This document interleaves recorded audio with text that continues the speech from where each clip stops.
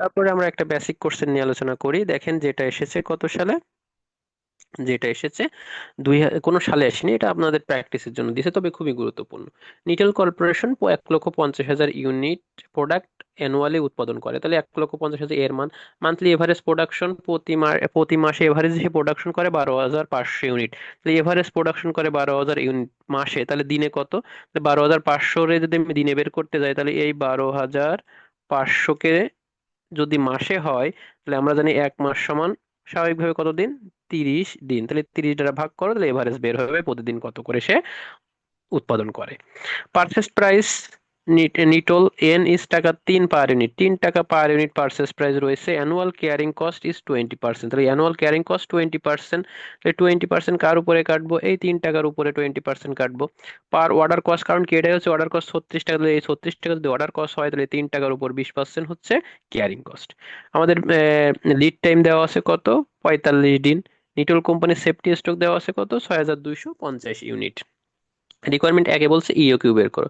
ইও কিউ বের করার সূত্র হচ্ছে √2 গুণ এন এর জায়গায় কি হবে? 2 গুণ এ গুণ ও ভাগ সি। তাহলে এ মানে কি? এ এন এর জায়গায় হবে এ মানে কি? Annual uses 1,50,000 unit. Order cost হচ্ছে 36, ক্যারিং কস্ট হচ্ছে 3-এর 20% হচ্ছে 0.06। তাহলে ক্যালকুলেশন করো, মান বেরোবে হচ্ছে 4243 ইউনিট, তাহলে 4,243 ইউনিট। এবার নাম্বার অফ অর্ডার প্লেস, সূত্র কি? অ্যানুয়াল ইউ কনজাম্পশন মানে এ ভাগ ইও কিউ, এ ভাগ ইও কিউ। তাহলে এ ভাগ ইও কিউ, তাহলে এ কত? অ্যানুয়াল কনজাম্পশন 1,50,000, ইও কিউ কত বেরোয়েছে? 4,243। 4,243 ভাগ করলে কত হয়? 35 অর্ডার, মানে বছরে সে 35 বার, বা তার লাইফ কালে সে 35 অর্ডার করতে পারবে।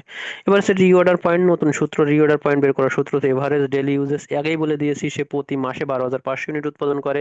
তাহলে যদি সে 12,500 ইউনিট উৎপাদন করে মাসে, তাহলে দিনে কত? 30 দ্বারা ভাগ করলাম, গুণ লিড টাইম, লিড টাইম কত আছে? 45, যোগ হবে সেফটি স্টক কত? 6,250। 12,500 ভাগ 30 গুণ 45 প্লাস 6,250, মোট 25,000 ইউনিট। শেষ। এই খুবই গুরুত্বপূর্ণ একটা অঙ্ক, অবশ্যই অবশ্যই আপনারা এটা বারবার